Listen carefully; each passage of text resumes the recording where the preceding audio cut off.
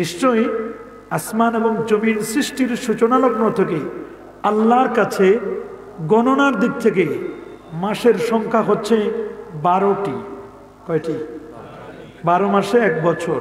12 মাসে 1 বছর। এই 12টি মাসের মধ্যে 4টি মাস হচ্ছে হারাম মাস। হারাম মানে যুদ্ধ বিগ্রহ নিষেধ, কারণ এই মাসগুলো হলো পবিত্র মাস। সুবহানাল্লাহ বলেন। যুদ্ধ বিগ্রহ, দ্বন্দ্ব, কলহ, মারামারি, কাটাকাটি, খুন খারাপি, হিংসা, বিদ্বেষ, হত্যা, জিজ্ঞাসা সম্পূর্ণ নিষেধ। এই মাসগুলোতে নিরাপত্তা লাভ করবে, আমন সালামাত লাভ করবে, সম্মানিত মাস। সুবহানাল্লাহ বলেন। এরকম মাসের সংখ্যা কয়টি?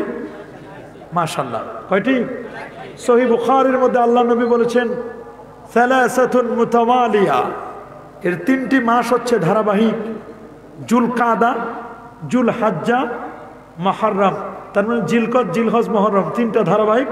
ওয়া রাজাবু মুদার আল্লাযী বাইনা জুমাদা ওয়া শাবান, আরেকটা মাস আছে, এটার নাম হলো রজব মাস। সুবহানাল্লাহ বলেন। রজব মানে হলো সম্ভ্রান্ত, সম্মানিত। রজব মানে কি? সম্ভ্রান্ত, সম্মানিত। তো এই রজব মাসের আজকের 2 তারিখ চলে গেল, 3-এ পড়ছে, যেহেতু আরবি তারিখ আগে আসে। কথা বলেন ঠিক কিনা? এই জন্য আমরা কিন্তু রজব মাস অতিবাহিত করছি। নবীজি সাল্লাল্লাহু আলাইহি ওয়াসাল্লাম রমজান কারিমের প্রিপারেশন, প্রস্তুতিটা গ্রহণ করতেন 2 মাস আগ থেকে। সুবহানাল্লাহ বলেন। আর সাহাবায়ে কেরাম রিদওয়ানুল্লাহি তাআলা আলাইহিম আজমাইন, তারা রমজান কারিমের প্রস্তুতি গ্রহণ করতেন 6 মাস আগ থেকে। আল্লাহু আকবার বলেন। রজব মাসের বিশেষ কিছু আকর্ষণ আছে, বিশেষ করে 6 রজব খাজায়ে খাজাগান খাজা মঈনুদ্দিন চিশতি আল হাসান সানজিরি রহমতুল্লাহ আলাইহি, যার নামে চিশতিয়া তরিকা, তার ওফাত দিবস। সুবহানাল্লাহ বলেন। ডব্লিউ হান্টার বলেছেন খাজায়ে খাজাগান তিনি যার হাতে হাত রেখে 2 কোটির মতো মানুষ কালেমা পড়ে মুসলমান হয়েছিল, যার নামে চিশতিয়া তরিকা। 4টি তরিকা, চিশতিয়া, কাদরিয়া, মুজাদ্দিদিয়া, নকশবন্দিয়া। কয় তরিকা? এত বড় আল্লাহ ওয়ালা ছিলেন খাজা মঈনুদ্দিন চিশতি রহমতুল্লাহ আলাইহি। তার অনেকগুলো মিরাকেল, অত্যাশ্চর্য ঘটনা আছে। তার মধ্যে আনা সাগরের পানি, 1 লোটা পানি চেয়েছিলেন ওদের কাছে যে আমি একটু উজু করব, তো ওরা পানি দিতে অস্বীকৃতি জ্ঞাপন করেছিল, দেয় নাই পানি। তখন তার খাদেমকে বলেছিলেন, রে খাদেম, যাও আনা সাগরের পানি নিয়ে আসো একটা বদনার মধ্যে। তিনি 1 লোটার ভিতরে, পুরো সাগর বলতে ওই জায়গার পুকুরের পানিটা একটা বদনায় একটা লোটার মধ্যে ভরে নিয়েছিলেন। দেখলেন পুরো পুকুর শুকিয়ে গেছে। আগুন পূজারীরা সেই সময়ের জানা ছিল, তারা রাজার কাছে, পৃথ্বীরাজের কাছে তারা আবদার করলো যে মোল্লারে তো পানি দেন নাই, মোল্লা তো সব পানি নিয়ে গেছে। সুবহানাল্লাহ বলেন। আমরা ওলিয়া আউলিয়াদের কারামত বিশ্বাস করি না? ওয়া আলামু আন্না কারামাতিল আউলিয়া হাক্কুন, জেনে রেখো বাবা, আল্লাহর ওলিদের কারামত হচ্ছে সত্য। ওলিয়া আউলিয়াদের কারামত কি? সত্য। ওলিয়া আউলিয়াদের কারামত কি? সত্য কারামত। পুরো আনা সাগরের পানি একটা বদনায় নিলেন। পৃথ্বীরাজ যখন মাপ চাইলো, ক্ষমা চাইলো, তখন হুজুর উজু করার পরে অল্প একটু পানি আনা সাগরে আবার ঢেলে দিল, আগের মতো হয়ে গেল। আল্লাহু আকবার বলেন। আগুন পূজারীদেরকে তিনি বলেছিলেন, তোমরা তো আগুনের পূজা করো, তোমরা কি আগুন হাতে নিতে পারবে? ওরা বললো, এটা কেমন কথা? আগুন হাতে নিলে আগুনে আমাদের শরীর, দেহ, মন পুড়ে যাবে না? বলে, তোমরা তো আগুনের পূজা করো, সেবা করো, যারে সেবা করো, পূজা করো, সে আগুন হাতে নিলে পুড়বে কেন? বলে, আগুন তো খাতির করে না আমাদেরকে। কয়, আমি তো আগুনের পূজা করি না, আগুনের যিনি স্রষ্টা আল্লাহ, আমি আল্লাহর ইবাদত করি। দেখো তোমরা আমার কাছে আগুনের কুণ্ডলিকা দাও, আমার হাত তো দূরের কথা, আমার হাতের একটা পশমও পুড়বে না। আল্লাহু আকবার বলেন। আমরা কি আগুনের পূজা করি না আগুনের মালিকের ইবাদত করি? সে খাজা খান খাজা মঈনুদ্দিন চিশতি রহমাতুল্লাহ আলাইহি যেদিন ইন্তেকাল করলেন, তার ইন্তেকালে তার কপালে লেখা উঠেছিল মাতা হাবিবুল্লাহ ফি হুব্বিল্লাহ, আল্লাহর বন্ধু আল্লাহর প্রেমে মারা গেছেন।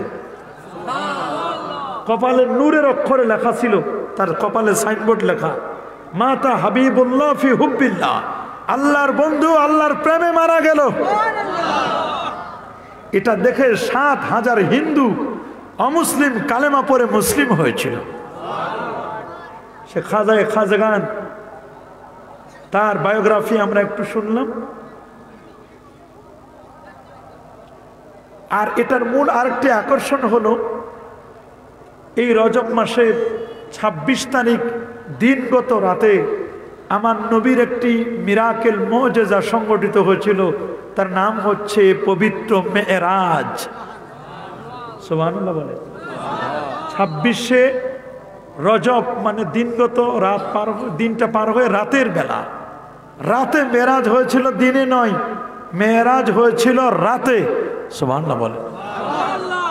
মেরাজটাকে নবীর এই পৃথিবীর এই নবীর এই ঘটনাটাকে মুহাদ্দিসিনে কেরাম মুফাসসিরিনে কেরাম দুটো ভাগে ভাগ করেছেন। প্রথম পার্ট হলো ইসরা। প্রথম পার্ট কি? ইসরা। ইসরা মানে সাইরু ফিল লাইল, রাতে চলা। আর দ্বিতীয় পার্ট হলো মেরাজ। মেরাজ মানে হচ্ছে ঊর্ধ্বগমন।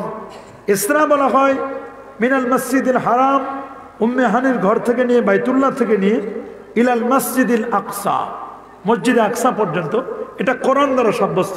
আল্লাহ সূরা বানী ইসরাঈলে বলছেন সুবহানাল্লাযী আসরা বিআবদিহি লাইলাম মিনাল মসজিদিল হারাম ইলাল মসজিদিল আকসা। কেউ যদি নবীর এই মেরাজের এই অংশটুকু ইসরাকে অস্বীকার করে তাহলে ইউকাফারু, তাকে কাফের ফতোয়া দেওয়া হবে, সে ঈমান থেকে খারেজ হবে। আর বাইতুল মাকদাস থেকে নিয়ে সিদরাতুল মুনতাহা, এটাও কোরআন দ্বারা সাব্যস্ত। এরপরে ইলা মা শা আল্লাহু তাবারাকা ওয়া তাআলা, আল্লাহ যতদূর পর্যন্ত চাইলেন। ওয়াকিলা বিল আরশ, কেউ বলেছেন নবী আরশ পর্যন্ত গিয়েছেন। এটুকুন হাদিসে মুস্তাফিজ, হাদিসে মাশহুর দ্বারা প্রমাণিত। এটাকে যদি কেউ অবিশ্বাস করে সে কাফের হবে না, সে গোমরা হবে, পথভ্রষ্ট হবে, বেদাতি হবে, ফাসেক হবে। আকীদার সব কিতাবে লেখা। আমার নবীর জীবনে বলা হয়েছে, নবীজির জীবনে তিনি প্রায় 25 বারের ঊর্ধ্বে, তিনি কেউ বলছেন 34 বার তিনি মেরাজ করেছিলেন। কতবার? আল্লামা আব্দুল ওয়াহাব শাহরানি তিনি বলছেন নবীজি মোট 34 বার মেরাজ করেছেন। 33 বার ছিল স্বপ্ন যোগে স্বাপ্নিক, আর একবার ছিল সশরীরে জাগ্রত অবস্থায়। সুবহানাল্লাহ বলেন। আকীদার কিতাবে লেখা আছে ওয়ালামু আন্নাল মিরাজ আলি রাসূলিল্লাহি সাল্লাল্লাহু আলাইহি ওয়াসাল্লাম ফিল ইয়াকযাতি বিশাকসিহি মিনাস সামাই ইলা মা শা আল্লাহু তাবারাকা ওয়া তাআলা রূহ মাআল জাসাদ। তিনি মেরাজ করেছিলেন। প্রশ্ন হতে পারে হুজুর মেরাজটা কখন হয়েছিল, কি বার হয়েছিল? নবীর মেরাজ হয়েছিল নবীর 52তম বছর বয়সে, রজব মাসে 26 তারিখ দিনগত রাতে। আর নবীজির মেরাজটা হয়েছিল সোমবার রাতে। কি বার? প্রশ্ন করতে পারেন অন্য নবীর কি মেরাজ হয়েছিল? না। বাকি 1,23,999 জন নবী আল্লাহর সাথে মেরাজ হয় নাই। মেরাজ হয় নাই, নবীর মেরাজ হয়েছিল। কেন? প্রশ্ন হতে পারে হোয়াট ইজ দ্য রিজন, কারণটা কি?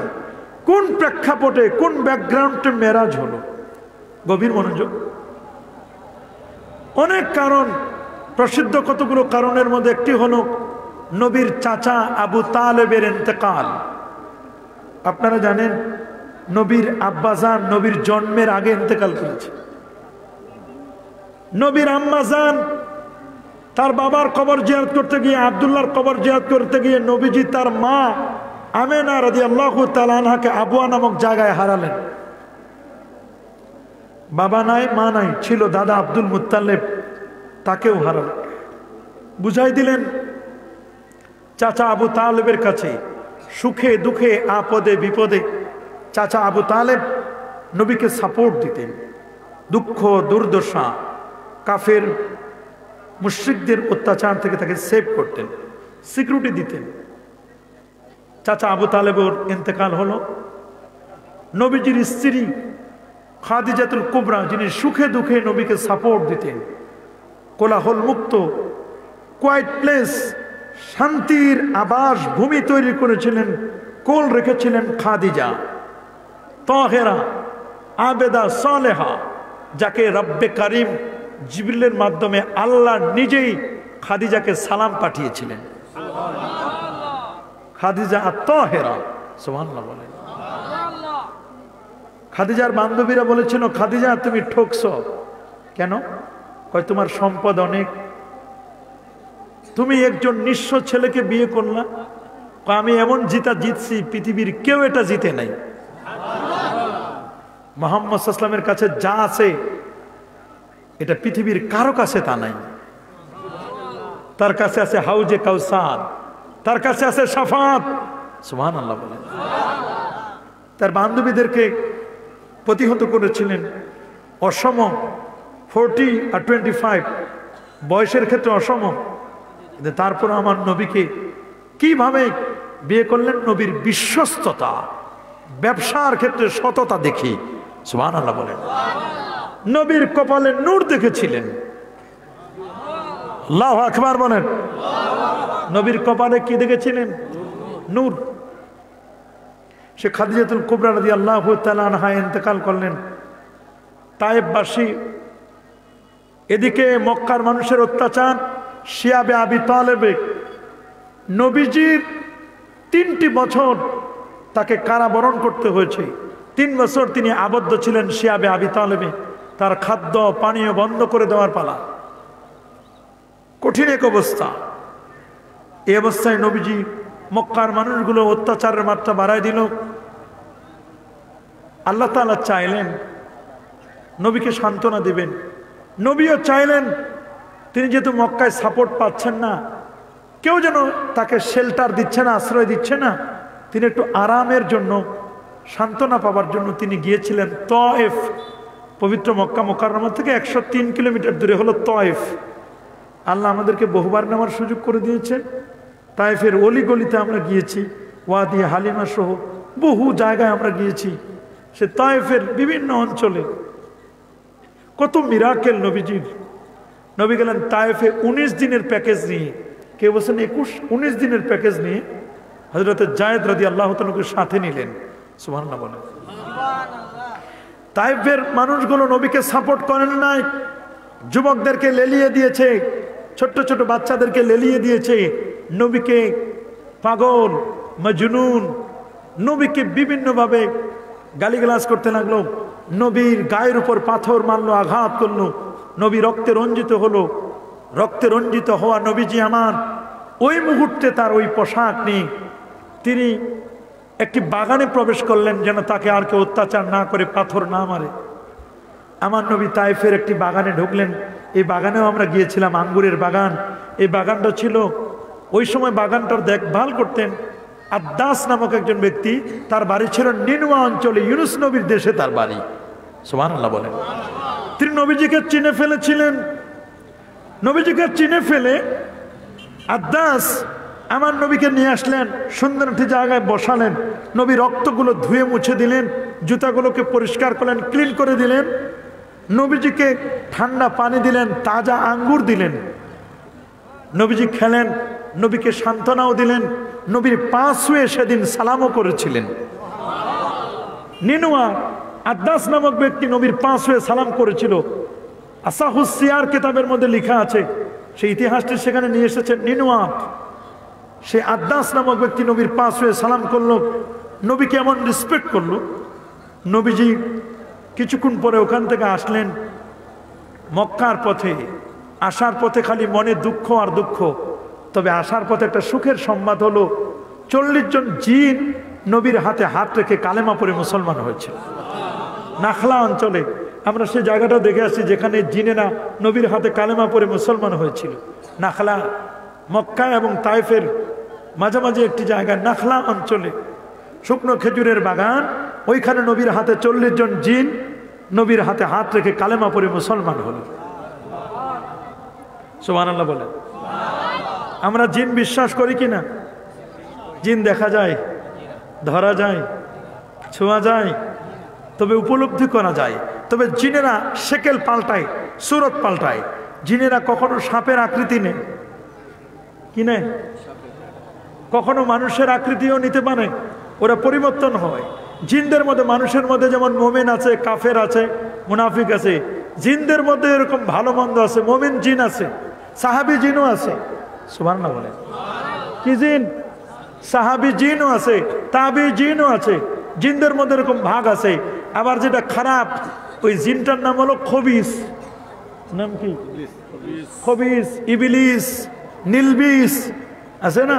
এই জন্য বাথরুমে যে জিনটা থাকে এটার নাম হলো খবিস জিন। এই জন্য আমরা দোয়া করি আল্লাহুম্মা, পড়েন আল্লাহুম্মা ইন্নী আউযু বিকা মিনাল খুবুসি ওয়াল খাবায়েস। খবিসের বহুবচন খাবায়েস। খবিসের বহুবচন কি? যে জিন বাথরুমে থাকে ওটার নাম খবিস। ওটার নাম কি? ও চায় লজ্জাস্থান দেখতে। যারা বাথরুমে এই দোয়া পড়ে যায়, খবিসটা আর আমাদের লজ্জাস্থান দেখতে পারে না। আল্লাহ তাআলা পর্দা দিয়ে দেন। সুবহানাল্লাহ বলেন, আল্লাহু আকবার বলেন। জিন, কোরআনে সূরাতুল জিন নামে একটা জিন আছে, তবে ভূত বলে কিছুই নাই। বরিশাল শেরে বাংলায় 3 জন নার্স সেবিকা, গতকালকে রিপোর্ট দেখলাম, তারা শেরে বাংলায় ভর্তি হয়েছে। কেন? ভূতের ভয়ে আতঙ্কিত হয়ে তারা মেডিকেলে ভর্তি হয়েছে। অবাক লাগে, যারা নার্স সেবিকা তারা যদি ভূতের ভয় করে তাহলে সাধারণ মানুষ কি করবে? মেডিকেলের ছাত্রী যদি এরকম হয় অবস্থা, সাধারণগুলো কি করবে? ভূত বলতে পৃথিবীতে কিছু আছে নাকি? কথা বলেন না। ভূত বলতে কিছু আছে? এগুলো সব বানোয়াট। ভূত বলতে কিছুই নাই। না, ভূত টুত কিছু নাই। জিন তো জিনেই, জিন তো কোরআনে আছে সূরাতুল জিন। ভূত বলতে কোনো শব্দ নাই। এগুলো আমাদের সব ক্রিয়েট করা, বানানো। কথা বলেন ঠিক কিনা? এগুলো আমাদের, ভূত বলতে কোনো নয়। জিন আছে কি? জিন, ওমা খালাকতুল জিন্না ওয়াল ইনসা ইল্লা লিয়াবুদুন। সুবহানাল্লাহ। কোরআনে সূরাতুল জিন নামে একটি সূরা আছে। জিনকে যদি কেউ অস্বীকার করে তার ঈমান থাকবে না। থাকবে নাকি? জিন হলো মিন নারিস সামুম, আগুনের শিখা থেকে তৈরি।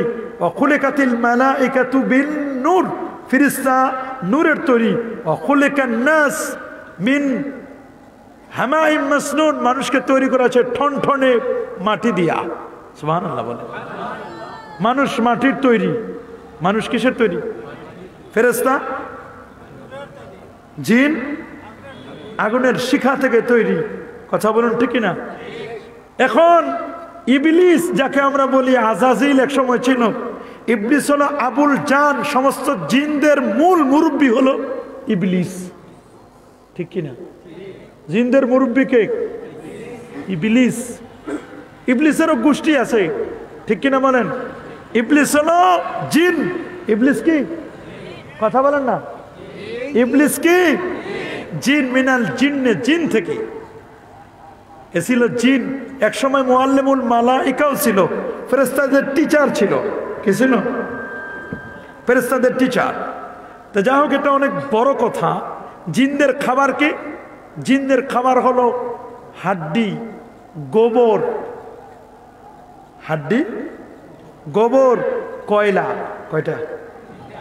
এই জন্য গোবর দিয়ে ইস্তেঞ্জা করতে নিষেধ করছে। হাড্ডি দিয়ে ইস্তেঞ্জা করা যায় না। কয়লা, সাহাবীরা বলল যে কয়লা কি খায়? কয় ওরা কয়লাও খায়। কয়লা দিয়ে ইস্তেঞ্জা করা যায় না। হাড্ডি কি খায়? বললো যে যখন হাড্ডি ফেলে দেয়, ওরা যখন নেয় তখন তো গোস্ত হয়ে যায়। সুবহানাল্লাহ বলেন। তো আমু আখিকুমুল জিন, তোমাদের ভাই জিনদের খাবার। জিন থাকে নিরিবিলি নিকুঞ্জ পরিবেশে। জিন গাছে থাকে, জিন বিভিন্ন অঞ্চলে, নদীর পাড়েও জিন থাকতে পারে, ঘরের ছাদে জিন থাকে, টিউবওয়েলের পার জিন থাকে, নদীর পাড়ে জিন থাকতে পারে, মসজিদে জিন থাকে, বিভিন্ন অঞ্চলে জিন থাকে, বিরান ভূমিতে জিন থাকে। যে ঘরে মানুষ বাস করে না সে ঘরে জিন থাকে। তবে যে ঘরে জিন থাকে, যদি কবুতর পালেন, জিন আর কবুতর ডুয়েল একসাথে থাকতে পারে না, হয় জিন থাকবে না হয় কবুতর থাকবে। আমরা জিন বিশ্বাস করি, করেন না? কি করেন? অবশ্যই করি। নবীর হাতে হাত রেখে জিনেরা কালেমা পড়ে মুসলমান হলো, নবীর মনটা একটু ফ্রেশ হলো। নবী ভারাক্রান্ত হৃদয় নিয়ে তাইফের অত্যাচারে আর অন্যান্য অত্যাচারে নবীজি রাতের বেলায় তার চাচাতো বোন উম্মে হানি বিনতে আবি তালেব তার ঘরে ঘুমালেন। যে বিছানাটা মনে করেন এটা বিছানা, তিনজন মানুষ শুইলেন, নবীজি মাঝখানে, এক পাশে হামজা রাদিয়াল্লাহু আনহু, এক পাশে আব্বাস রাদিয়াল্লাহু আনহু, মাঝখানে আমার নবীজি শোয়া। সুবহানাল্লাহ বলেন।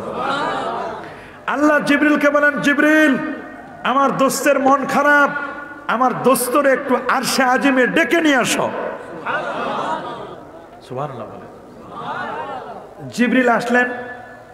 জিবরিল ওয়ালাহু সিত্তু মিআতি জানা, 600 নূরের পাখা। জিবরাইলের পাখা কত? কথা বলেন কত? সহিহ মুসলিম শরীফের বর্ণনা।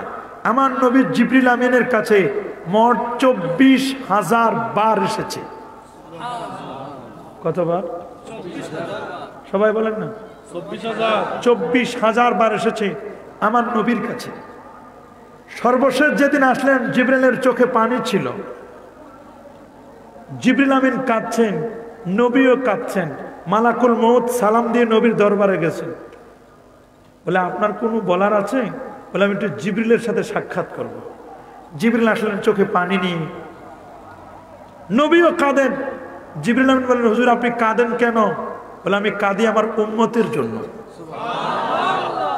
নবীজি বলেন, জিবরিল আপনি কাঁদেন কেন? বলে, আমি কাঁদি আজ থেকে আপনার সাথে আমার আর সাক্ষাৎ হবে না। আমি 1,24,000 নবীর কাছে মেসেজ নিয়ে আসছিলাম, আপনি সর্বশেষ মেসেজটা আপনার কাছে নিয়ে এসেছি, এরপরে আর আমার আশা হবে না। আপনি শেষ, আপনি লাস্ট, আর আশা হবে না। এই জন্য আমি কাঁদি। আল্লাহু আকবার। নবীজি জিবরিল আমিনকে 2 বার হুবহু সূরতে দেখেছেন, যেভাবে আল্লাহ তাকে সৃষ্টি করেছেন।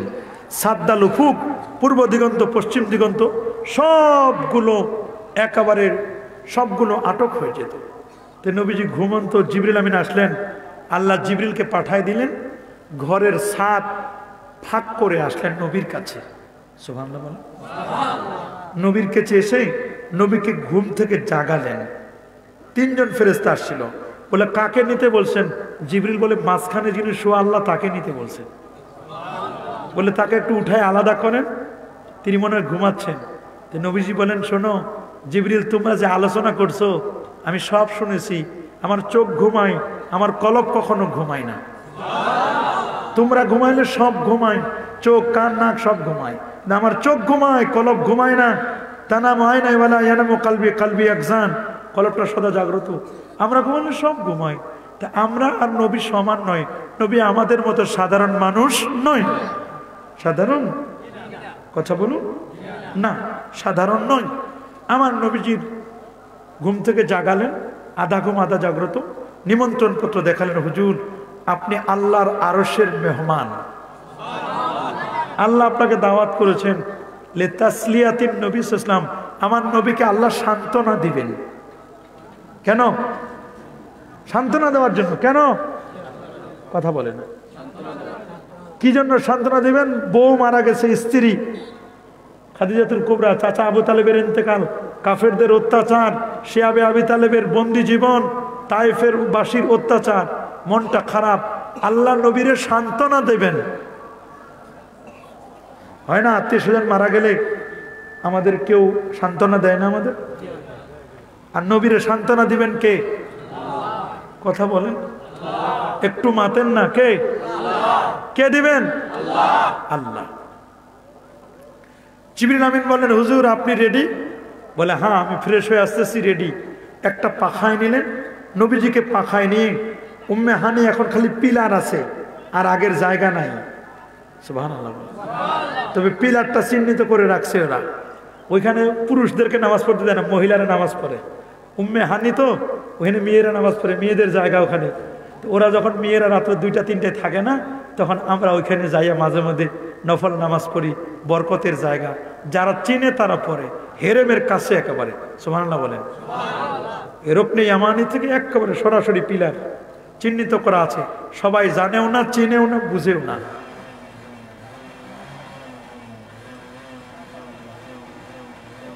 দেখছেন স্টার্ট দিতেছে মোটরসাইকেল, কি আওয়াজ!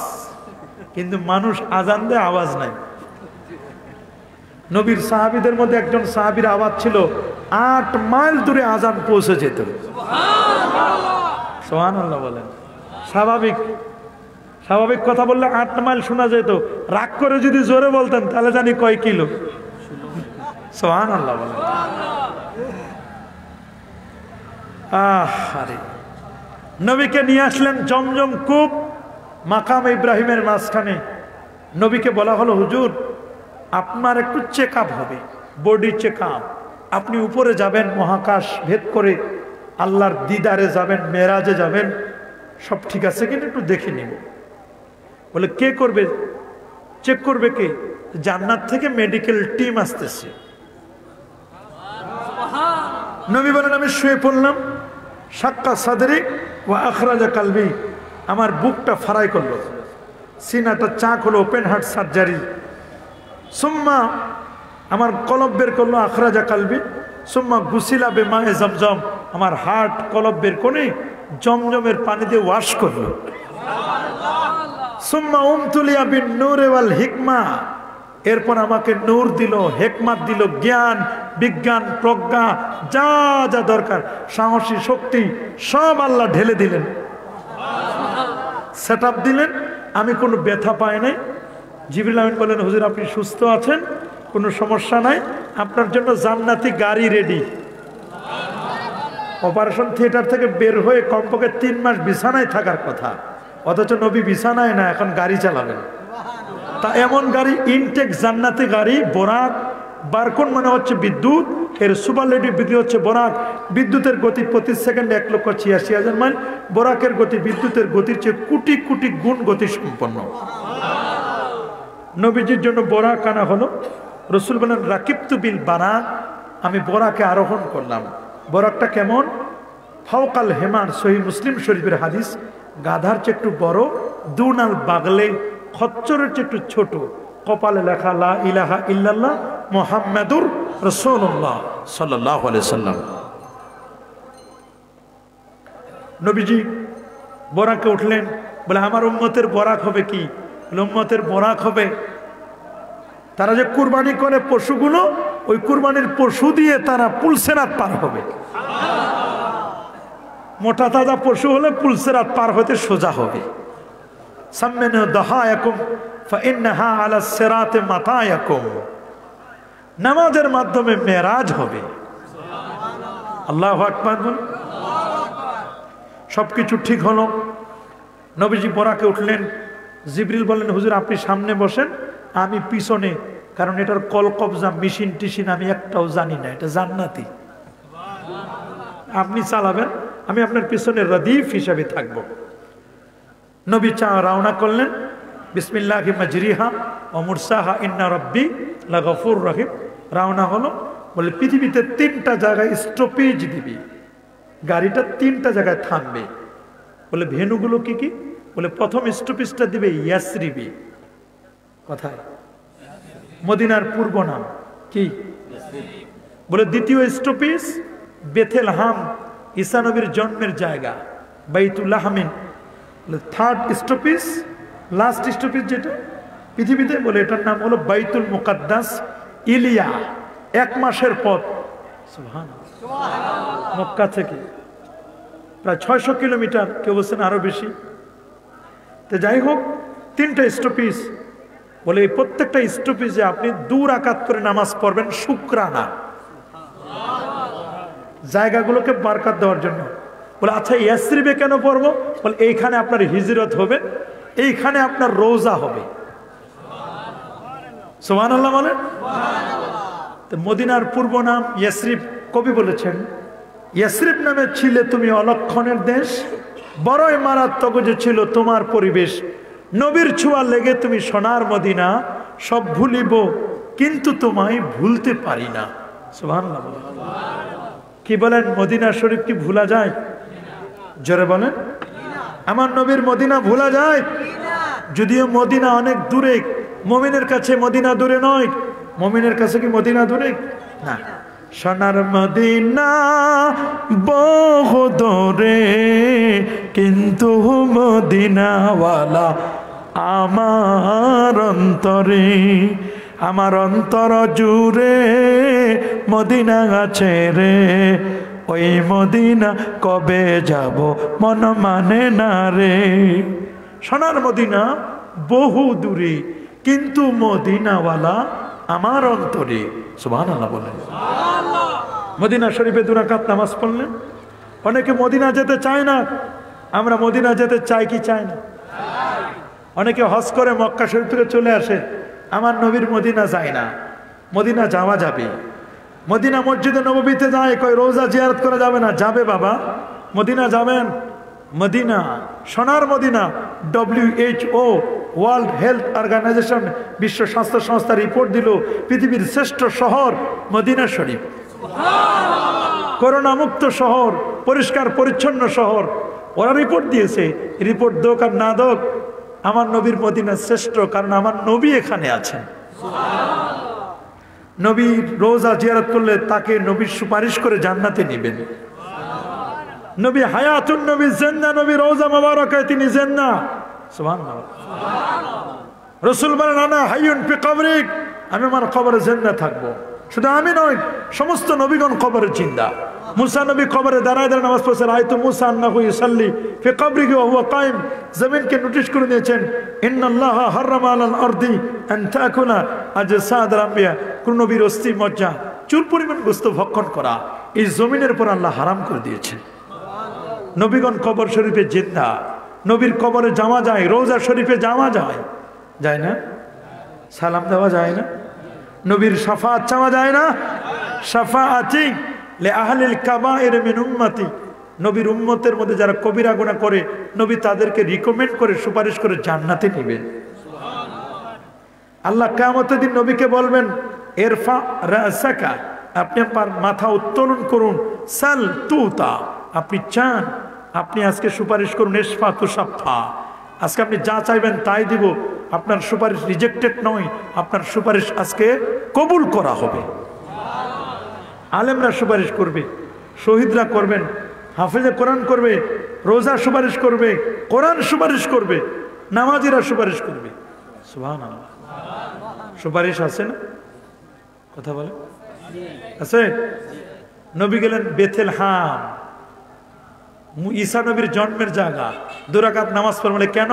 ও এখানে ঈসা নবী জন্ম নিয়েছে, আপনার আগের নবী, উনি বলে দিয়েছেন মিন বাদি ইসমুহু আহমদ, আমার পরে যে নবী আসবে তার নাম আহমদ হবে। সুবহানাল্লাহ বল। এরপর গেলেন বাইতুল মুকাদ্দাস, গাড়ি বোরাকটা পার্কিং করলেন, রেখে লাখের উপর পয়গম্বর আমার নবীজি সবাইকে পিছনে রেখে জিবরিল আমিন নবীকে সামনে নিয়ে 2 রাকাত নামাজ পড়ালেন।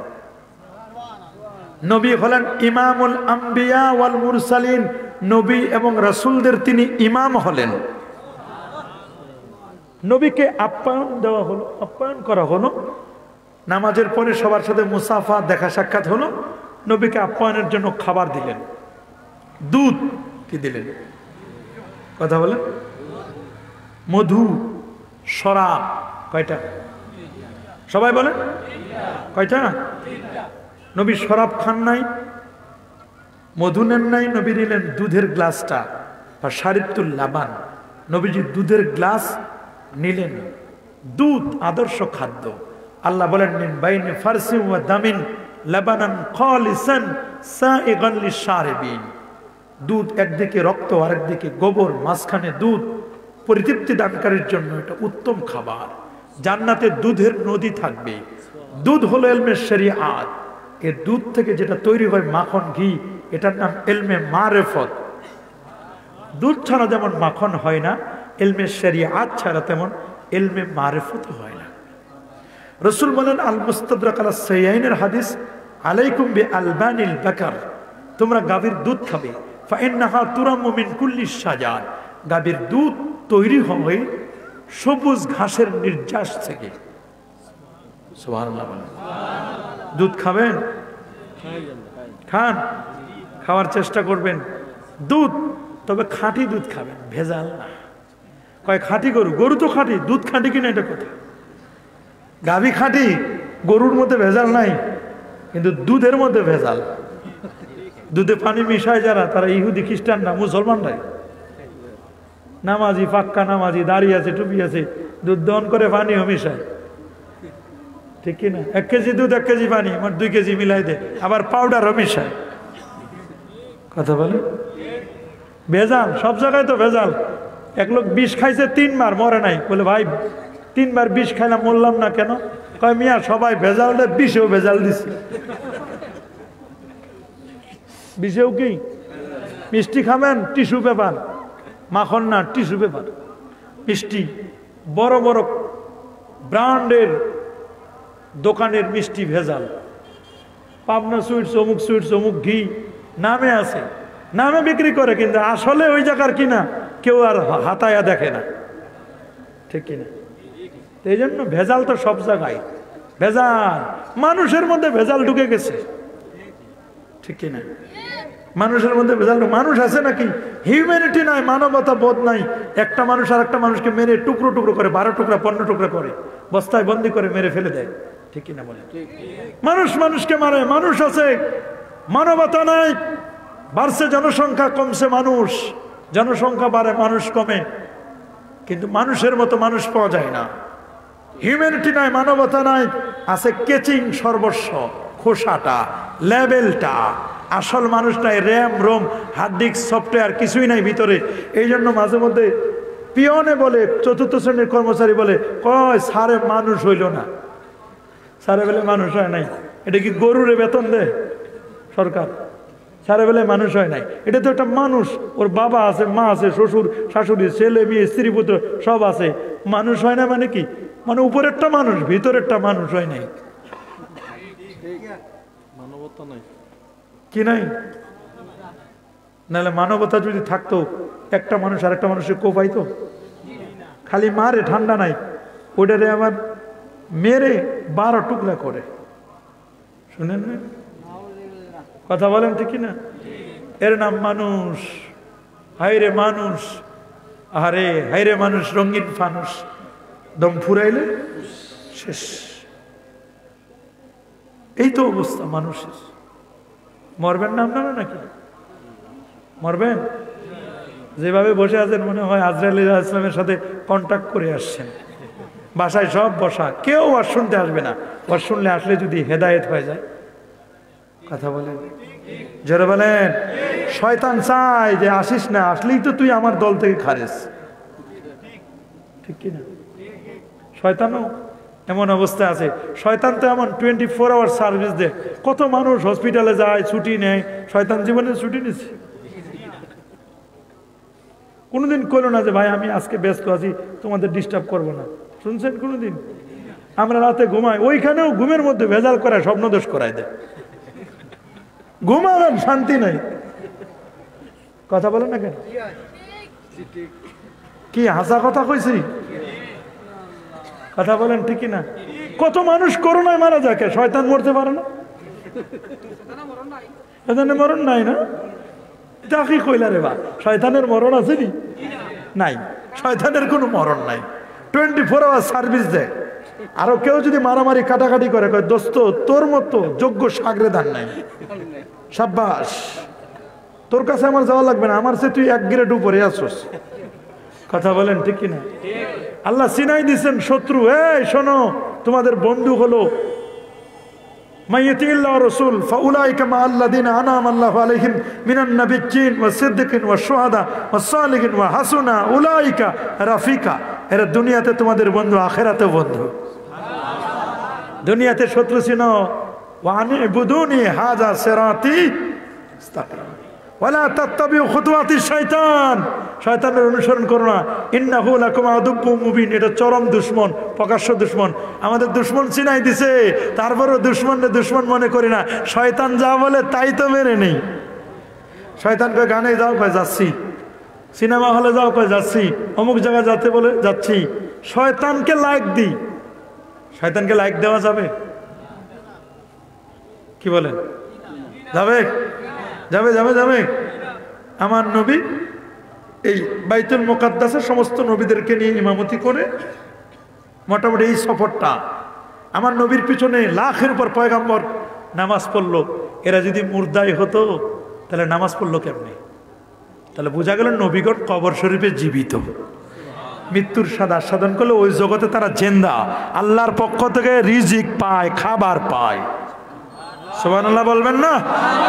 আল্লাহু আকবার বলেন। তারা রিজিক পায়। নবীজির এখান থেকে দুনিয়ার ইসরা শেষ। সুবহানা, আল্লাহ বলছেন সুবহান, আশ্চর্য ঘটনা। সবাই বিশ্বাস করবে না, বিজ্ঞানের বুঝে আসবে না। বিজ্ঞান কয় আকাশে যায় কেমনে, আসে কেমনে? আকাশে যাওয়া যায় নাকি?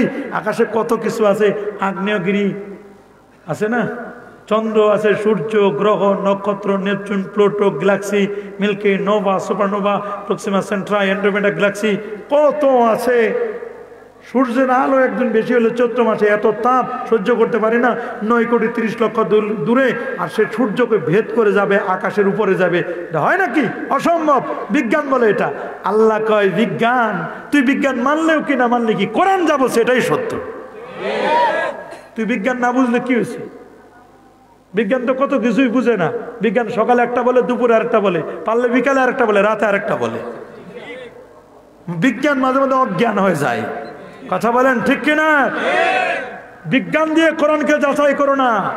কোরআন যেটা বলবে এটা সত্য। নবীর মেরাজ, নবীর মুজিজা, এটা বিজ্ঞান দিয়ে যাচাই করে কোনো লাভ নাই। যদি বিজ্ঞানের সাথে মিলে যায় তাহলে বিজ্ঞানের কপাল ভালো, ঠিক কিনা? যদি না মেলে তাহলে বিজ্ঞান মিথ্যা, আল্লাহর কোরআন সত্য, নবীর মিরাকেল, নবীর মুজিজা সত্য, ঠিক কিনা বলেন? নবীজি এবার বোরাকে উঠলেন। বোরাকে উঠে নবীজি সবগুলো পাড়ে দিলেন, চন্দ্র, সূর্য, গ্রহ, নক্ষত্র সব পাড়ে দিয়ে নবী চলে গেলেন প্রথম আসমানে। সুবহানাল্লাহ বলেন। প্রথম আসমানে গিয়ে দেখেন 120 হাত লম্বা একজন মানুষ, নাম তার আদম সফিউল্লাহ। বলে দরজা খোলেন। বলে মান, কে আপনি? আনা মুহাম্মদ। ওমা মাকা, আপনার সাথে কে? বলে মাই জিবরিল। জিবরিল। আর জিবরিল বলেন আমার, আপনার সাথে কে? বলে আমার সাথে মুহাম্মদ সাল্লাল্লাহু। দরজা খুলে দেখা আদম নবী। আদম নবী আমার নবীর পিঠে হাত বুলালেন, বরকতের দোয়া করলেন, আর বলেন মারহাবাম বিবনে সালেহ। কুশল বিনিময় হলো। চলে গেলেন প্রথম আকাশ থেকে দ্বিতীয় আসমান। ইয়াহিয়া আলাইহিস সালামের সাথে সাক্ষাৎ। কেউ বলছেন ওখানে ঈসা নবীও আছেন। সুবহানাল্লাহ বলেন। দেখা সাক্ষাৎ হলো। সেখান থেকে বিদায় নিয়ে গেলেন তৃতীয় আসমান। হযরতে ইউসুফ আলাইহিস সালামের সাথে সাক্ষাৎ। ইউসুফ নবীর সৌন্দর্য দেখে মিশরের মহিলারা আনার কাটার পরিবর্তে আঙ্গুল কেটেছিল। ওরা যদি আমার নবীকে দেখতো তাহলে আঙ্গুল না, নিজের কলিজা কেটে ফেলতো। নবী এত সুন্দর ছিল। হাসান বিন সাবিত রাদিয়াল্লাহু তাআলা বলেন, ওয়া আহসানু মিনকা লাম তারা কাত্তু আইনি ওয়া আজমালু মিনকা লাম তালিদিন নিসা খুলিকতা মুবাররাআম মিন কুল্লি আইবিন কাআন্নাকা খুলিকতা কামা তাশা। আপনি যেভাবে চাইছেন ওইভাবে আল্লাহ বানাইছেন। তবে আপনারা যে বানানোর পরে কেমন হয়েছে আপনাকে দেখবার জন্য আল্লাহ আরো সে ডাকছে আপনাকে। এই জন্য তো মেরাজ। সুবহানাল্লাহ বলেন। সবাই আল্লাহ বানাইছেন কিন্তু আল্লাহর প্ল্যান অনুযায়ী। আর আমার নবীকে বলেছেন, নবী যেভাবে বলছে আল্লাহ ওইভাবে বলছে। খুলিকতা মুবাররাআম মিন কুল্লি আইব কাআন্নাকা খুলিকতা কামা তাশা। আপনি যেমন করে চাইছেন আল্লাহ আমি ওইভাবে বানাইছি আপনাকে। আল্লাহু আকবার বলেন। ইউসুফ নবীর সাথে সাক্ষাৎ। চতুর্থ আসমানে ইদ্রিস ইসলামের সাথে সাক্ষাৎ। পঞ্চমে মুসা নবীর বড় ভাই হারুন আলাইহিস সালামের সাথে সাক্ষাৎ। ষষ্ঠ আকাশে গেলেন, গিয়ে মুসা নবীর সাথে সাক্ষাৎ। মুসা নবী বলেন ভাই কই যান? কয় আল্লাহর কাছে যাই। কেন? কয় দেখার জন্য আল্লাহরে, আরো কথা আছে। বলে কি আপনি আল্লাহরে দেখতে চান? বলে হ্যাঁ। আমি তো আল্লাহরে বলছিলাম রাব্বি আরিনি, আল্লাহ আমারে দেখা দেন। আমার কইছে লান্তারানি, আমি নাকি দেখা পাবো না। আপনি তো আল্লাহকে দেখবেন, যাওয়ার সময় আমার পাশ দিয়ে যান, আমি একটু আপনারে দেখবো। মুসা নবীর সাথে সাক্ষাৎ করে বলেন কি কি পাইছেন যাওয়ার সময় আমার একটু বলে যায়েন। ষষ্ঠ আকাশ থেকে নবী চলে গেলেন সপ্তম আকাশ, ইব্রাহিম খলিলুল্লাহর সাথে দেখা। সুবহানাল্লাহ বলেন। ইব্রাহিম হলো খলিলুল্লাহ, আমার নবী হলো হাবিবুল্লাহ, আল্লাহর বন্ধু। সুবহানাল্লাহ। আল্লাহ যা চান, আল্লাহ নবী যাতে খুশি, আল্লাহ তাতে খুশি। আল্লাহ ওইটাই করেন যেটা করলেন নবীজি খুশি হন, আর খলিল তিনি তাই করেন যাতে আল্লাহ খুশি হন। সুবহানাল্লাহ বলেন। তা আমার নবীর সাথে ইব্রাহিম খলিলার সাথে দেখা সাক্ষাৎ হলো। ইব্রাহিম নবীর সামনে এক পাশে ছেলে, এক পাশে কতগুলো মেয়ে, এদেরকে সান্ত্বনা দিচ্ছেন। বলে এরা কারা? বলে যাদের ছোটকালে মা বাবা মারা গেছে, মা বাবাকে রেখে ছোট বাচ্চারা আসছে আমার কাছে, এদেরকে আমি সান্ত্বনা দেই যে তোমাদের মা বাবা আসতেছে, এই মুহূর্তে আমি তোমাদের সান্ত্বনা দিচ্ছি। সাত আকাশের পরে নবী চলে গেলেন সিদরাতুল মুনতাহা। সুবহানাল্লাহ বলবেন। কোথায় গেলেন? সিদরাতুল মুনতাহা। সিদরাতুল মুনতাহায় যাওয়ার পরে, এটা হলো ফেরেশতাদের লাস্ট স্টপেজ, বর্ডার ফেরেশতাদের। এরপরে আর কোনো ফেরেশতা উপরে যেতে পারে না। জিবরিল আমিন বলল হুজুর আমি আর পারবো না, শেষ, এরপরে আর সম্ভব না। জিবরিল কিন্তু ফেরেশতা হয়ে উপরে যাইতে পারে না, আর নবী সাইয়্যিদুল বাশার হয়ে তিনি উপরে যাবেন। মানুষ যদি মানুষ হয় ফেরেশতার চেয়েও দামি হয়, ঠিক না? আর মানুষ যদি খারাপ হয় তাহলে পশুর চেয়েও খারাপ। লাহুম কুলুবুন লা ইয়াফকাহুনা বিহা ওয়া লাহুম আয়ুনুন লা ইউবসিরুনা বিহা ওয়া লাহুম আযানুন লা ইয়াসমাউনা বিহা উলাইকা কাল আনআম বাল হুম আদাল। কলব আছে বুঝে না, কান আছে শুনে না, চোখ আছে দেখে না। আল্লাহ বলেন এটা চতুষ্পদ জন্তুর মতো, এর চেয়েও খারাপ। ঠিক কিনা? জোরে বলেন। তো নবীজি সিদরাতুল মুনতাহা হলো একটা বড়ই গাছ। সিদরাতুল মানে হলো বড়ই বৃক্ষ, মুনতাহা মান লাস্ট। বড়ই গাছ আছে, বড়ই গাছের পাতাগুলো হাতির কানের মতো। কিসের মতো? এক একটা বড়ই কত বড়! বলছেন আমাদের দেশে যে ধান রাখে না, কি বলে ওটাকে, 20 মণ 25 মণ ধান রাখে যে, এরকম এক একটা করে বড়ই। একটা বড়ই সবাই খাইতে পারবো আমরা? সুবহানাল্লাহ। বড়ই গাছে ততগুলো পাতা যতগুলো মানুষ পৃথিবীতে। একটা মানুষ জন্ম নেয়, ওই বড়ই গাছে একটা পাতা জন্ম নেয়। একটা মানুষ মরে যায়, বড়ই গাছের পাতাটা ঝরে পড়ে। আল্লাহু আকবার। কি এক সিস্টেম, এক একটা প্রোফাইল, প্রত্যেকের নামে নামে একটা আইডি খোলা। পৃথিবীতে কে কি আমল করলো, হাসলো না কাঁদলো, কে কি করলো, ভালো আমল করলো না খারাপ আমল করলো, দুনিয়াতে বসে আমল করবেন, সিদরাতুল মুনতাহা গিয়ে প্রিন্ট হবে। প্রিন্ট হবে, প্রোফাইলে জমা হবে, ইনবক্সে জমা হবে। কবরে একটা মানুষ মারা যাওয়ার পরে কবরে একটা, ওইখানে একটা সিলগালা করে দিবে।